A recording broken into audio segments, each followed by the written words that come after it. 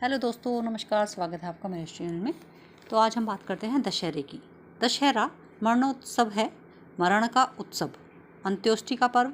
यह स्वाभाविक प्रश्न है कि क्यों शोक की स्मृति को उल्लास के रूप में परिणित करने की परंपरा हमारे पूर्वज स्थापित कर गए। इसलिए कि मनुष्यता की स्मृति जीवंत रह सके। हमारे पुरखों ने रावण की अंत्योष्टि को इसलिए महत्वपूर्ण बना दिया ताकि दानवता की पराजय और मानवता की विजय की स्मृति अमिट बनी रहे। प्रायः समूचे भारत में संध्या के समय रावण दहन होता है और शमी वृक्ष के पत्ते सोने के रूप में तथा ज्वार की पत्तियां चांदी के रूप में रावण दहन के पश्चात लाई जाती हैं तथा भगवान के समक्ष रखने के बाद उसका एक दूसरे के बीच आदान प्रदान किया जाता है। विजयदशमी का महापर्व अश्विनी शुक्ल दशमी तिथि को मनाया जाता है। भारतीय सनातन परंपरा में इसे आसुरी प्रवृत्तियों पर सात्विकता की विजय के प्रतीक के रूप में माना गया है।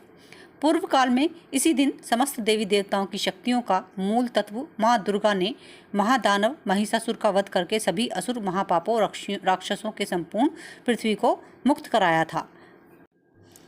भगवान श्री महाविष्णु ने अयोध्या के चक्रवर्ती राजा महाराज दशरथ के यहाँ पुत्र के रूप में श्री राम के रूप में जन्म लिया था। उन्होंने महाप्रतापी परम शिव भक्त आसुरी प्रवृत्तियों वाले अहंकारी आतताई लंकापति राजा रावण का वध करके संपूर्ण नारी शक्ति के सम्मान का प्रतीक माँ सीता को उनके चंगुल से मुक्त कराया था।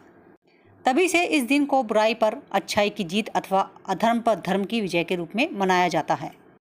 इस दिन देवी भक्तों द्वारा जगह जगह माँ दुर्गा की पूजा आरती होती है और झांकी भी निकाली जाती है। भक्तगण और दर्शक उन झांकियों पर पुष्प वर्षा करते हैं। पांडालों में प्रतिपदा तिथि से चल रहे यज्ञादि कर्म संपन्न किए जाते हैं। जगह जगह भोजन भंडारे का प्रबंध किया जाता है। जनमानस उस परम स्वादिष्ट प्रसाद का भरपूर आनंद लेता है। बुरे कर्म करने वालों का अंत भी बुरा होता है। समाज को यह संदेश देने के लिए भक्तगण रावण, उनके भाई कुंभकर्ण और पुत्र मेघनाथ के बड़े बड़े पुतले बनाकर धनुष बाण द्वारा अग्निबाण मारकर उन पुतलों का अग्निदेव को समर्पित करते हैं। विजयदशमी का महत्वपूर्ण पर्व क्यों महत्व रखता है? अश्विनी शुक्ल पक्ष की दशमी तिथि को जब आसमान में तारों का उदय होता है तो उस काल को विजय काल कहा जाता है। बसंत पंचमी और अक्षय तृतीया के साथ इसे श्रेष्ठतम महामुहूर्त माना जाता है। इस दिन कोई भी कार्य, चाहे वह वाहन खरीदना हो, चाहे वह घर में प्रवेश हो करने का हो या फिर कोई शुभ कार्य हो, इस दिन किया जाता है। इस दिन सायंकाल प्रदोष बेला से लेकर नशीत काल के तक के मध्य घर अथवा संस्थान में भगवान श्री राम, देवी सीता, लक्ष्मण सहित राम दरबार की पूजा की जाती है। सभी शुभ हैं